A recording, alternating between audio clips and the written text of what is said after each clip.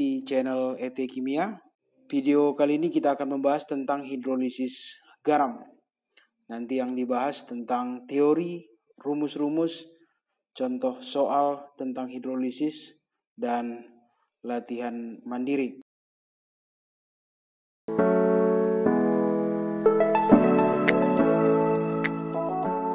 Suatu garam jika dilarutkan di dalam air, maka tentunya akan mengalami reaksi ionisasi.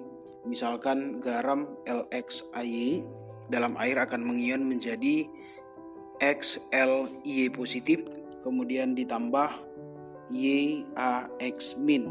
Misalkan ada garam CH3COONa, ini akan menghasilkan CH3COO- ditambah Na+. Proses hidrolisis terjadi apabila ada suatu garam kemudian dilarutkan di dalam air, di mana di dalam garam tersebut terdapat kation ataupun anion yang berasal dari asam ataupun basa lemah. Maka akan terjadi hidrolisis garam, yaitu reaksi penguraian yang terjadi antara kation dan anion garam dengan air. Misalkan ada reaksi asam tambah basa menghasilkan garam tambah air. Pada pemisalan reaksi ini kita menganggap asam dan basa habis bereaksi, sehingga setelah reaksi selesai kita hanya menemukan garam dan air. Jika di dalam garam ini terdapat anion ataupun kation yang berasal dari asam ataupun basa lemah, maka dia akan mengalami reaksi hidrolisis. Kation dari basa lemah, misalkan L+, ini akan bereaksi dengan air menghasilkan LOH ditambah H positif, sehingga larutan yang seperti ini akan bersifat asam. Sedangkan anion dari asam lemah, misalkan amin, ini bereaksi dengan air, ini akan menghasilkan Ha ditambah dengan OH-, sehingga larutan ini akan bersifat basa. Jenis-jenis hidrolisis garam. Jika ada asam tambah basa menghasilkan garam, dan pada kondisi ini kita menganggap asam dan basanya habis bereaksi, ataupun nanti ketika di soal diberikan hanya garam, maka garam tersebut berasal dari asam ataupun basa lemah, bisa salah satunya atau keduanya merupakan asam lemah dan basa lemah. Maka jenis-jenis hidrolisis yang terjadi nanti, yang pertama, jika yang bereaksi adalah asam kuat dengan basa kuat, maka untuk reaksi yang seperti ini tidak mengalami hidrolisis dan larutan yang dihasilkan akan bersifat netral. Dengan kata lain, pH larutannya adalah 7. Kemudian yang kedua, jika yang bereaksi adalah asam lemah dengan basa kuat, larutan seperti ini akan mengalami hidrolisis, disebut hidrolisis parsial atau sebagian. Larutan yang dihasilkan akan bersifat basa, karena tadi yang bereaksi adalah basa kuat, sehingga larutan ini pH-nya nanti akan berada di atas 7.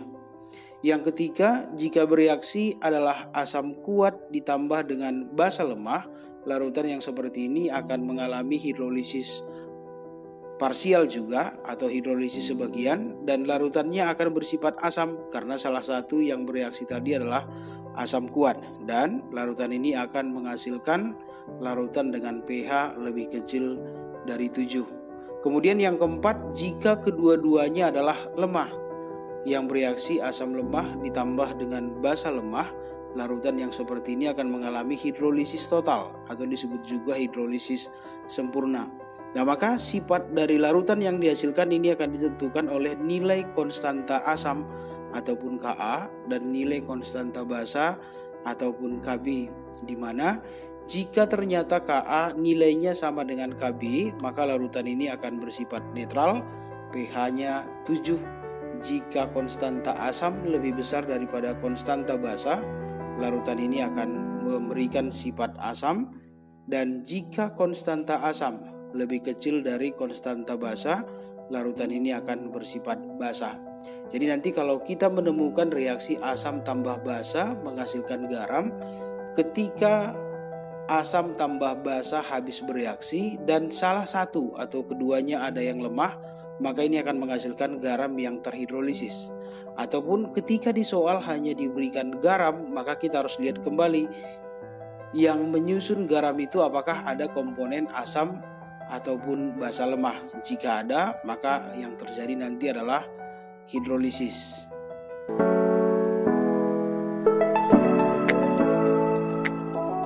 Rumus-rumus yang digunakan untuk menghitung pH suatu larutan yang mengalami hidrolisis. Jika diberikan reaksi asam tambah basa di dalam soal, maka kita harus memastikan melalui perhitungan reaksi bahwa asam tambah basa yang bereaksi adalah habis atau tepat bereaksi. Tetapi ketika yang diberikan di soal adalah garam, maka kita juga harus tahu garam ini yang menyusunnya apakah mengandung asam ataupun basa lemah. Jika garamnya berasal dari asam lemah dan basa kuat, maka ini akan mengalami hidrolisis yang bersifat basa. Jadi ingat, kalau basanya kuat, dia akan bersifat basa, akan menghasilkan larutan yang bersifat basa pula. Maka rumus yang kita gunakan, konsentrasi OH- adalah akar KW per Ka dikali molaritas dikalikan dengan valensi garam yang terbentuk. Berikutnya, jika garam yang terbentuk berasal dari asam kuat dan basa lemah, maka ini juga mengalami reaksi hidrolisis. Karena yang kuat adalah asam, maka larutannya juga akan bersifat asam. Maka tentu yang kita hitung nanti dari persamaannya adalah H+, di mana konsentrasi H+ adalah konstanta air dibagi dengan konstanta basa dikali dengan molaritas dikali dengan valensi. Berikutnya yang ketiga, jika garam berasal dari asam lemah dan basa lemah, ini mengalami hidrolisis sempurna atau hidrolisis total, maka sifat larutannya ditentukan oleh nilai Ka dan Kb seperti yang saya sampaikan sebelumnya. Untuk menghitung konsentrasi H+, kita menggunakan rumus akar Ka dibagi dengan Kb dikali molaritas dikalikan dengan valensi garamnya. Inilah rumus-rumus yang kita gunakan nanti untuk menghitung pH suatu larutan yang mengalami hidrolisis.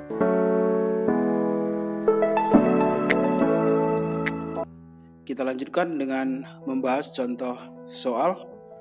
Saya akan tampilkan 4 contoh soal, nanti bisa juga ditambahi dengan berlatih dari soal latihan mandiri yang bisa di-download di Google Drive, bisa dilihat di deskripsi video. Soal nomor 1, sebanyak 25 ml larutan HCOOH 0,16 molar tepat bereaksi dengan 25 ml NaOH 0,16 molar. Tentukan pH larutan yang terbentuk. Untuk menjawab soal seperti ini, karena masih merupakan asam dan basa, jadi kita harus mereaksikan terlebih dahulu. Ada HCOH tambah NaOH menghasilkan HCOONa tambah H2O. Maka kita bisa lihat bahwa HCOH-nya sebanyak 25 kali 0,16 4 milimol, NaOH-nya juga 25 kali 0,16 4 milimol. Jadi setelah reaksi setara, kita bisa hitung dengan menggunakan perbandingan koefisien kedua reaksi habis, sehingga akan terbentuk garam HCOONa sebanyak 4 milimol. Maka tentunya larutan ini akan mengalami hidrolisis karena berasal dari asam lemah dan basa kuat, akan mengalami hidrolisis sebagian bersifat basa. Rumus yang kita gunakan yang dicari adalah konsentrasi OH- sama dengan akar KW dibagi dengan Ka kali molaritas. Sehingga kita masukkan angkanya, maka akan kita peroleh konsentrasi OH- akar dari 10 pangkat minus 14 dibagi 2 kali 10 pangkat minus 2 dikali molaritas 4/50. Ini kita peroleh dari menggunakan rumus molaritas, mol dibagi dengan volume ataupun milimol dibagi dengan mililiter larutan, sehingga konsentrasi OH- adalah sebesar 2 kali 10 pangkat minus 5. Kita akan memperoleh POH sebesar 5 kurang log 2, dan pH larutan berarti 14 dikurang POH, maka akan kita peroleh pH larutan yang terbentuk adalah 9 tambah log 2. pH-nya di atas 7, maka larutan ini bersifat basa.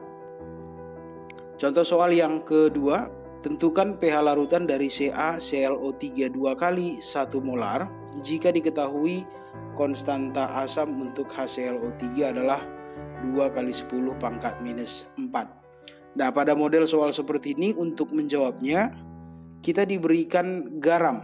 Jadi tidak melalui tahapan reaksi lagi. Garamnya ini berasal dari CaOH dan HClO3. Berarti berasal dari basa kuat dan asam lemah, sehingga reaksi ini juga akan mengalami hidrolisis dan bersifat basa. Rumus yang kita gunakan tentu mencari konsentrasi OH-, di mana konsentrasi OH- adalah akar dari Kw per Ka kali molaritas dikalikan dengan valensi. Nah, pada soal seperti ini spesi dari asam lemahnya ini kan HClO3. HClO3 itu bertemu dengan Ca, jadi akan membentuk CaClO3 2 kali, maka dia bervalensi 2. Di sini indeks dari ClO3 pada senyawanya adalah 2, maka akan bervalensi 2.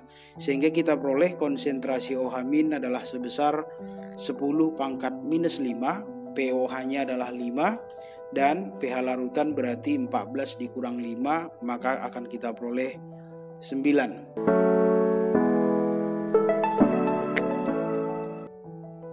Contoh soal nomor 3, jika diketahui nilai konstanta basa untuk NH3 adalah 2 kali 10 pangkat minus 5, maka tentukanlah pH larutan dari NH4 2 kali SO4 dengan konsentrasi 0,4 molar. Untuk menjawab soal seperti ini, kita sudah diberikan garam, berarti kita tidak perlu membuat reaksi lagi, dan garam yang diberikan terbentuk dari basa lemah dan asam kuat, sehingga akan mengalami hidrolisis bersifat asam. Berarti rumus yang kita gunakan adalah konsentrasi H+, di mana konsentrasi H+ adalah akar Kw per Kb kali molaritas kali valensi. Sehingga dengan memasukkan nilai konsentrasi dan valensi NH4 2 kali SO4 sebanyak 2, kita peroleh konsentrasi H+-nya sebesar 2 kali 10 pangkat minus 5. Maka pH larutannya adalah min logaritma 2 kali 10 pangkat minus 5, akan kita peroleh pH-nya 5 kurang log 2. Contoh soal nomor 4, massa kalsium asetat CaCH3COO 2 kali yang harus dilarutkan dalam 500 ml larutannya supaya diperoleh larutan dengan pH 9 adalah berapa. Jadi yang ditanya di soal ini adalah berapa banyak massa zat yang harus dilarutkan. Untuk menjawab soalnya ini, karena yang diberikan adalah garam yang berasal dari asam lemah dan basa kuat, yakni asam lemahnya CH3COH, basa kuatnya CaOH 2 kali, sehingga mengalami hidrolisis dan akan bersifat basa. Berarti rumus yang kita gunakan adalah konsentrasi OH- sama dengan akar Kw per Ka kali molaritas kali valensi.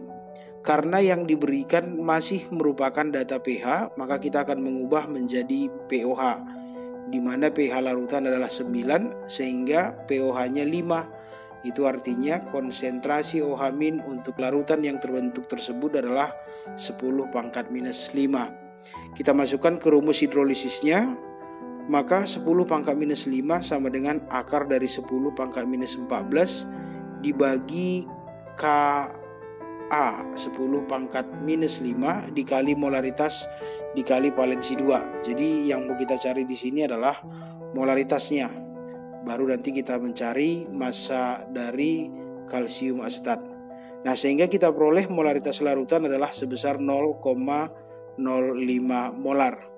Kemudian dengan menggunakan rumus molaritas sama dengan gram per ml kali 1000 per volume, maka akan kita peroleh massa dari kalsium asetat atau CaCH3COO 2 kali adalah sebesar 3,95 gram.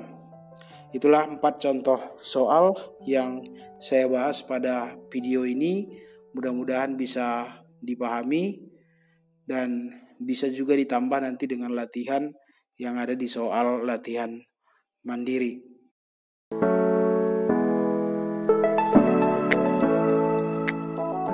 Soal latihan mandiri untuk dibahas dan berlatih ada 10 nomor, mudah-mudahan bisa dituntaskan.